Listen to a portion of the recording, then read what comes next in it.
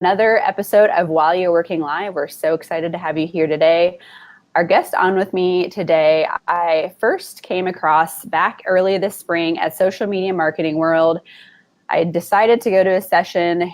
He's phenomenal at creating session titles, but beyond that, he also has some really great tips and tricks on Instagram. So when I was in his session, I could not pick my jaw off the floor when he was going through all his insights on how to curate a Instagram account. So our guest today used to work for Reebok, and he was going through all the little tricks that they used to curate their Instagram account, everything from consistent filters to understanding what the word gritty meant to them and how to really translate a brand message across on a social platform. So without further ado, I'm really excited to bring to you our guest, Ben Blakesley. Thank you so much for joining us, Ben. Hey guys, thanks for the intro, Ashley. I think I'm going to bring you to all of my speaking sessions from now on to give my introductions because it makes me sound like way cooler than I am. Hey, the title was awesome. The content was awesome. I was just so enthralled. And I hope that if anybody out there watching gets a chance to go see Ben at a conference. Are you going to do Social Media Marketing World again next year? To be determined. Right now on my list, I've got a couple in the Northeast that are happening. I've got the Massachusetts Marketing Summit coming up in a couple months, and I've got a couple other smaller conferences, the Brand Socialites Conference coming up next month. So nice. Yes. So if you guys get the chance to go out and see him, I highly, highly recommend it. He has a really great presentation. I'm sure he adapts it and changes it as social media changes almost every single day. Well, I want to get into today's topic. So if you've been feeling a little frustrated with Facebook, not to name one only, but if you've been feeling a little frustrated with Facebook and some other social platforms, you're not quite sure how to really utilize these tools as a branding tool and how to showcase what your brand is meant to be, and more importantly, how to humanize your brand across these social platforms, because that's what really garnishes the engagement and makes you have a brand voice, look, and feel. Then today's episode is going to be for you. We have some great insights on if organic really matters, how to actually get the content that you need for your channel, and how to create a social brand voice and tone that you can translate on your channel. So let's go ahead and get into our first topic. And this one is interesting to me, and we talked together about this on the phone, Ben, and it was about if organic still matters. What are your thoughts? So I've been in social media marketing for, I guess it's 14 years now, which is before Facebook, before even YouTube. I always joke that if YouTube were in existence when I was in college, I probably never would have graduated. I just would have made a bunch of YouTube videos. So maybe that would have worked out better. But in any case, I hear people make a lot of money with that. So some of them do. My kid was telling me the other day, he's like, "Do you know YouTubers make like $5 million?" I'm like, most of them don't, but maybe like one. So I've seen all the changes through social media throughout the time. I remember, if you want to harken back to what I'll call the golden days of Facebook, when in 2011, 2012, when organic was really all that there was, and how awesome that was to really truly build community. When someone likes your page, they've actually raised their hand and said, "Hey, I like your organization enough to keep up with you, and I want to see your content." So that tacit approval is still valuable. So I don't want people to misconstrue that into thinking, oh, Ben says to go out and like try to get likes and buy likes for your Facebook page. That's not the case. But having that approval of someone raising their hand and saying, I am interested enough in what you guys are talking about that I want to like your page, even if that doesn't mean organically they're going to see your stuff regularly, is still valuable. Especially when you talked about organic social. There's still money there. There's still paid behind that. It's just it kind of has to do with how you want to almost view what paid means. I know we talked a lot about organic is still super important, especially with Instagram, which I'll get into this in a second with you, a personal profile versus a business profile. But I think with Instagram, you said that you still there's really no such thing as free, especially for a brand. Free content doesn't happen. You pay to promote it, or you pay to produce it. Yeah, absolutely. And when it comes to organic social, I've definitely found specifically with Facebook and some of the other platforms that smaller, a lot of times means you can still have that organic reach. So, Mm-hmm. for instance, my wife is in the social media marketing game as well, Mm-hmm. and she runs a smaller page than I do, but she has such consistently good content, and she promotes some things when they have a budget with their small budget. But she Mm-hmm. can still get an active community that's seeing the content because of how consistently good it is, how much people are interacting with it, and the fact that they're still under 50,000 page likes. Facebook, they want you to pay them money, because that's their business model. They do. And so they specifically are kind of saying, well, we want to help the little guy a good bit. We want to take a lot of money from the bigger guys, right? Yeah. So that's why organic can still matter specifically if you're one of the little guys.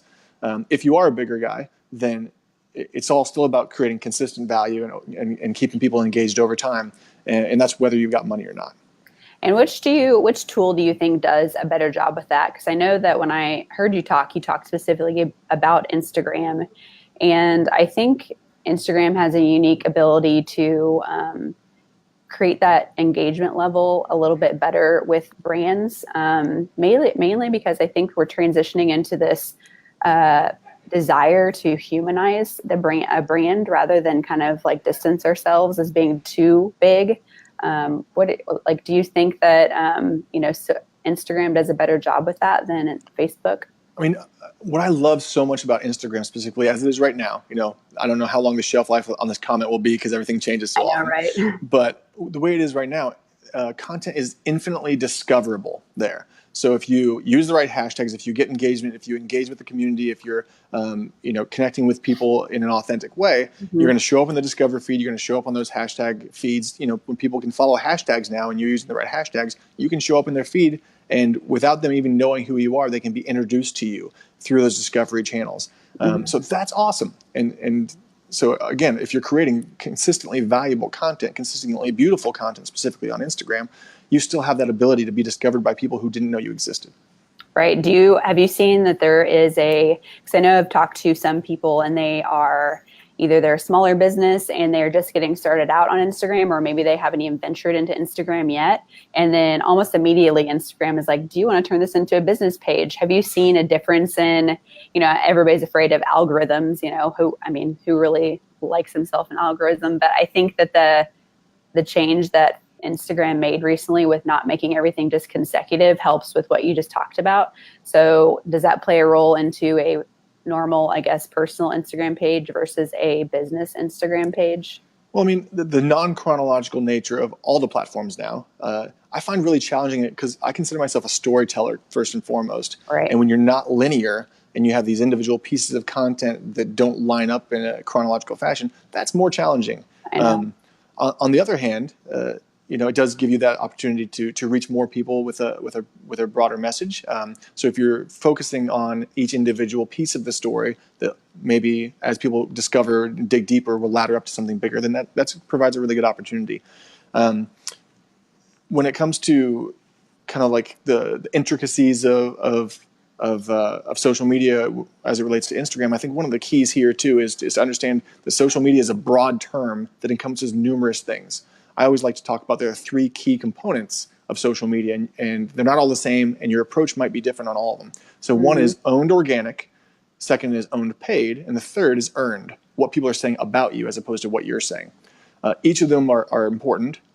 We can debate which one's more important for different businesses, but Right. and there's typically money involved in all aspects of this, whether that's production dollars or promotion dollars.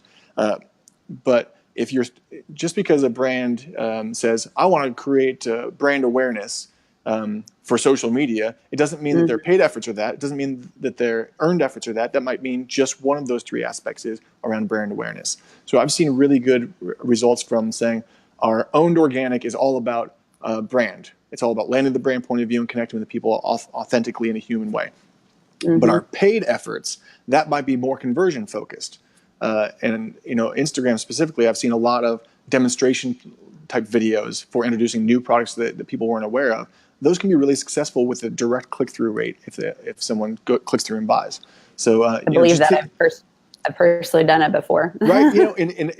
At first, I was very much an advocate of like, no, that direct conversion on Instagram probably is not going to happen. But then I've kind of seen this shift to if you're demonstrating something in a new way or a new product that people really find value in, that can be a great conversion model. But thinking about those three different pieces kind of distinctly and how they work together to harmonize to make something overall, I think is really important. Yeah, I agree. And I think that translates into, what you and I talked about specifically on when you have these three different areas of your content. How do you even start to put that together into a Instagram feed? Because again, I think Instagram does a really great job with not only still preserving that story aspect of it when you go to somebody's feed, but then you also have the individual pieces, and you have stories as well, the actual stories on there. So what have you learned in all your years, which you forgot to mention started out in MySpace? Yeah. And how you go about curating that brand look and feel and tone. I think it's important to remember as a marketer that there are just innumerable places that you'll have touch points with your consumer. So it might be that they might open up the traditional newspaper in the morning and see something that your advertising team has placed there, or they might be listening to the radio or see something on television, or they read something online through an online publisher. These are all touch points where people are forming an opinion about you and your brand. And so making sure that all of those hang together, and that when they walk away from those 7, 8, 9 touch points they might have with you in a given period of time, that it's pretty clear to in their minds what your brand stands for. And so using all these different areas, all these different platforms, all these different touch points to ladder up to, this is what this brand stands for. That's really key. And that only happens with real strategic thinking about what do we want to land. I kind of liken it to the way politicians speak. When they're giving their speech, their stump speech, whatever it is, they usually have 3 points that they're trying to make in that speech. And then when people ask them questions, or the press talks to them and asks them the questions, they sometimes don't answer the question. They keep coming back to those 3 points because that's what they want you to walk away with. Yep. Advertising and marketing, very much the same thing. I think that's a really good, such a great point. It actually touches on what we discussed last week with Jay Akunzo, who was on our show.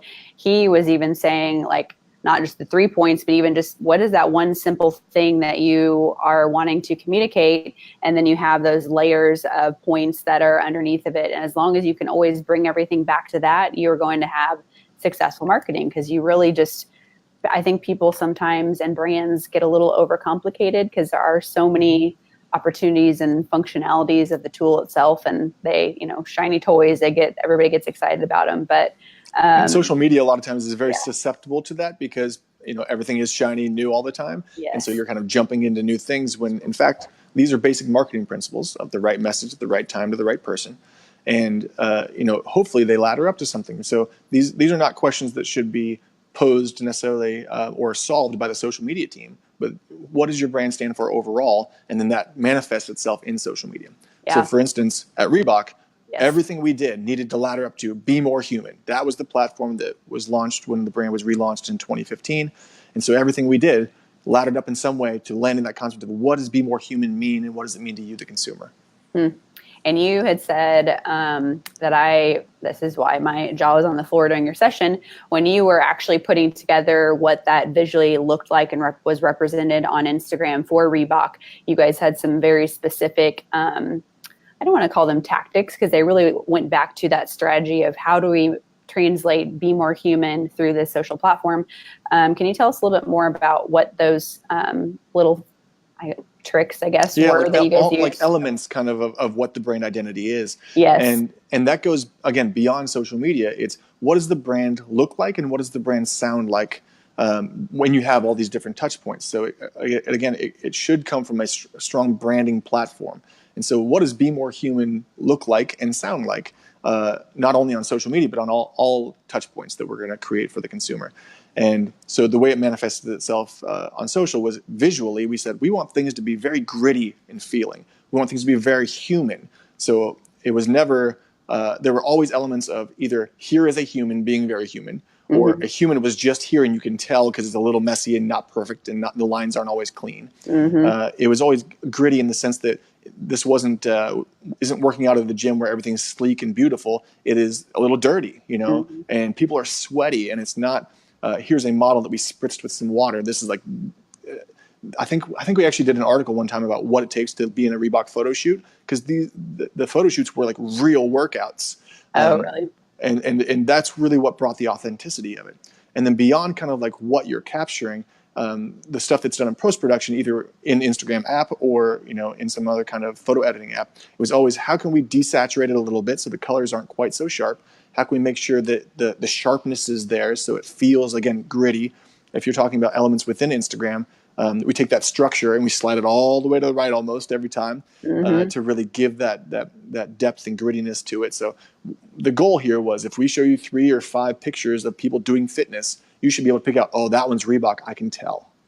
And that was so, I mean, it seems so simple, but really it just like a light bulb went off to me in that, you go to their feed and it tells you a story, but it's not just like, oh, we're all only going to use orange today, or, oh, we're only going to use blue today. It really just paints this like beautiful picture of what the brand represents if you go to their feed. And then you were also doing such a good job with that on individual posts that somebody would just be scrolling through.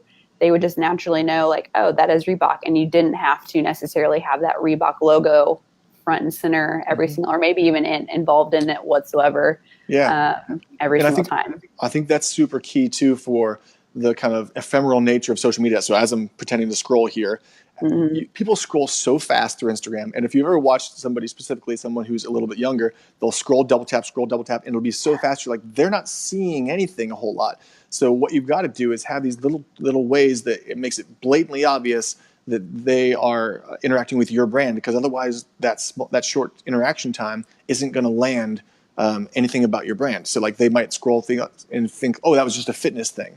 But if it's so obviously Reebok, again, without having it just be a commercial with the Delta right there, then that's actually landing a brand point of view and having some kind of value to that 1 second or half second interaction.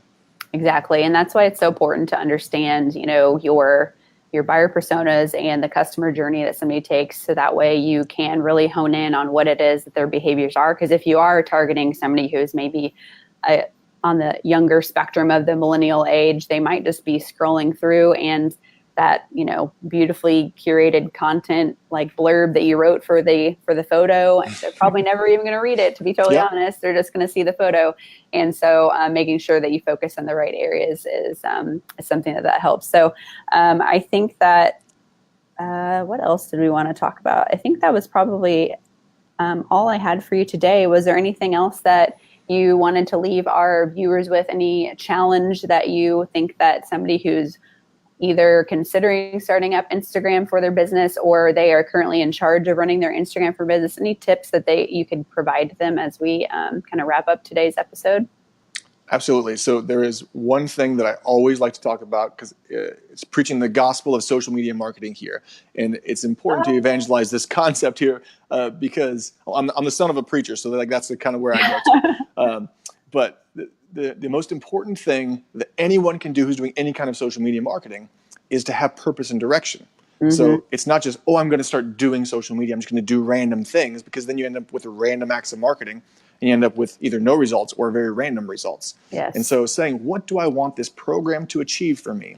What can it do for me as an organization? And then doing that consistently and making sure that the consumer is always at the forefront, because it's not just what message I want to say. It's not what message I want to say to the world over and over again. It's what does the consumer want to hear? So you have to have that consumer-focused mindset and post with purpose. So always have something that you're trying to ladder up to, whether that's landing the brand point of view, whether that's conversions, whether it's just building relationships or humanizing the brand. Yes. You have to have a purpose for all of this. Otherwise, you're just doing random things and you're wasting a lot of time and money.